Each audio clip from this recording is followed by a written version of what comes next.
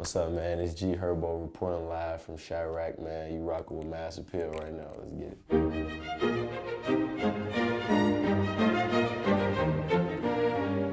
Terrortown, that's where I grew up. That's the neighborhood I'm from, 79th Street. The area was named Terrortown, like, before me. Like, I'm 21. It's probably been named Terrortown for about 30 years, longer than that, you know. So the name speaks for itself. It's one of the most grittiest neighborhoods in Chicago. You know, Terrortown is bunch of violence, poverty, drug use, you know what I'm saying?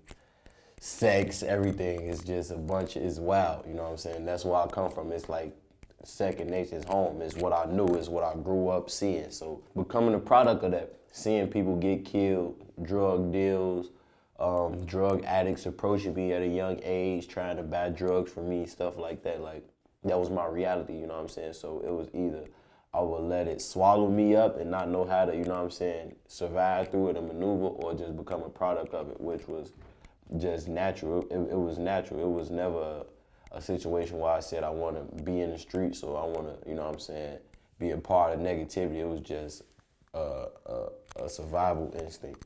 Like, I was involved with gangs, drugs, everything, you know what I'm saying? And I am who I am. Everything that I went through made me who I am today. It made me a better person. It made me want to be a better person. People who come from that type of stuff, you only want better. You only want to come and to rise above it and make sure your family and your kids and little cousins and stuff like that never have to go through the stuff that you went through, you know what I'm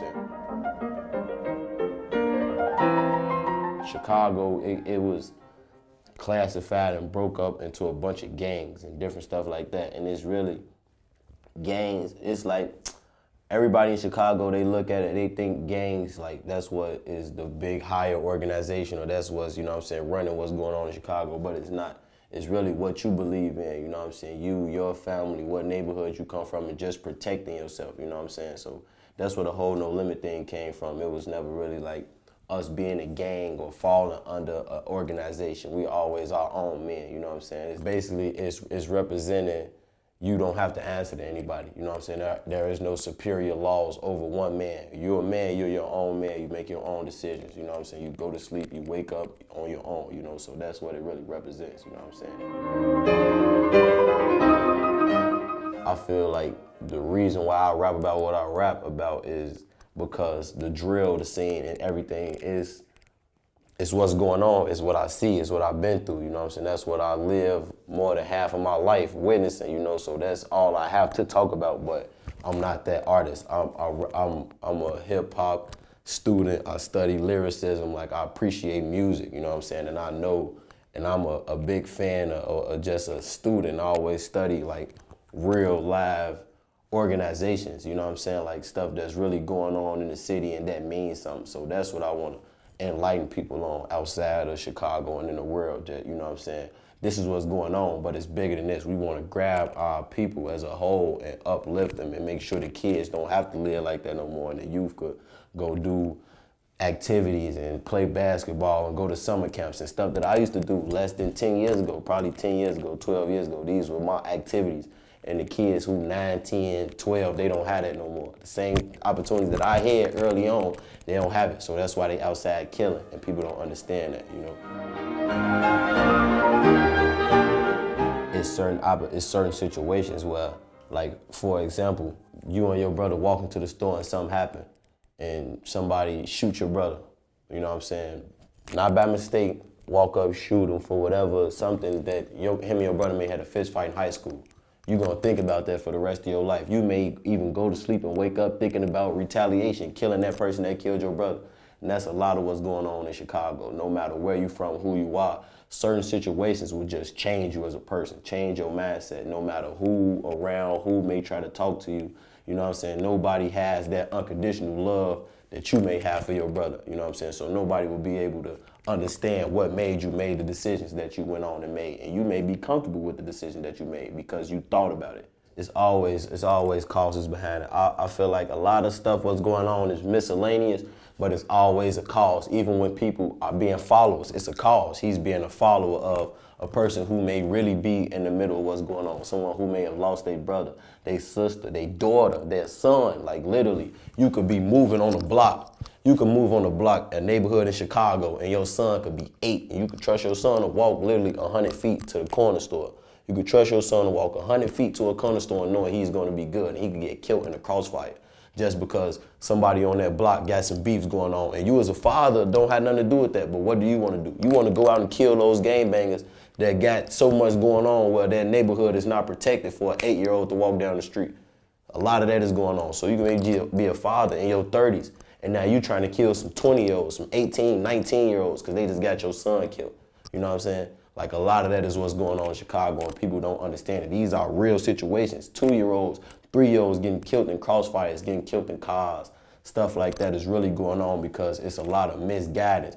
People are followers. Like, a lot of the kids, grown-ups, I don't care if you from 8 to 28, you know what you want to be in life. You know what you want to do. You know if you want to die, you know if you want to live. You know what I'm saying? So a lot of people want to live, but they living like they want to die. You know what I'm saying? Like, people got to understand that type of stuff. You got to understand you in the streets, only 2 things going to come from it: death or jail.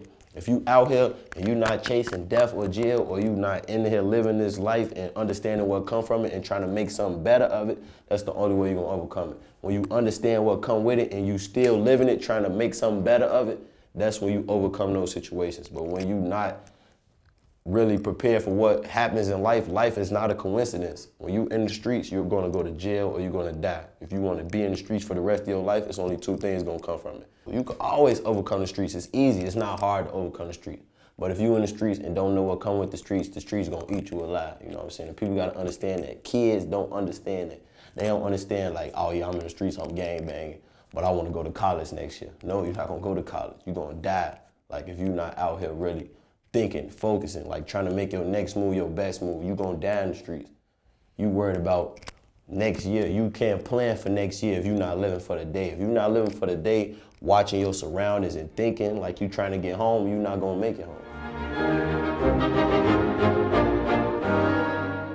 I didn't get to graduate. I ain't graduate high school, you know what I'm saying? So I can relate to the kids. I get to relate, and I want to let them know, like, I got little sisters, little cousins who don't understand how life goes. That time that you could have been going straight home, getting done what you needed to do so you could excel in life, then you got Friday, Saturday, Sunday to go party. You want to do that shit Sunday, is going to be the difference between you making it in life and not. Because I know I was the kid that going to come in and do my shit Sunday morning, Monday, right before class. And it never worked out for me, you know, because I wanted to do this. I was in the streets, I was doing that. So school never worked out for me. You get what I'm saying? Like, if I wanted school to work out, it could have worked out. I got all A's. I left high school, I was probably like a month into my junior year. I got all A's and B's up until then, you know what I'm saying? Until I really stopped trying, you get what I'm saying? Like, I'm blessed. Even when I didn't have my mindset, God was giving me passes. Like, he a fool, he don't know what he don't know. I was catching blessings when I didn't die and go to jail. Those was blessings from God. It wasn't me finessing nothing. Those was real blessings until I got my mind straight.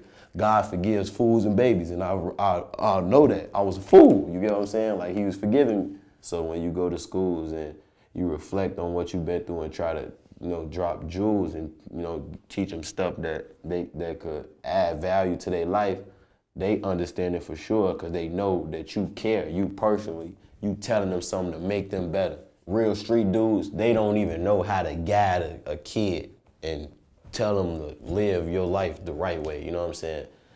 You're not even a street dude if you can't do that. If you can't look, if you can't be in the streets, like in the middle of the streets, you could be the biggest killer.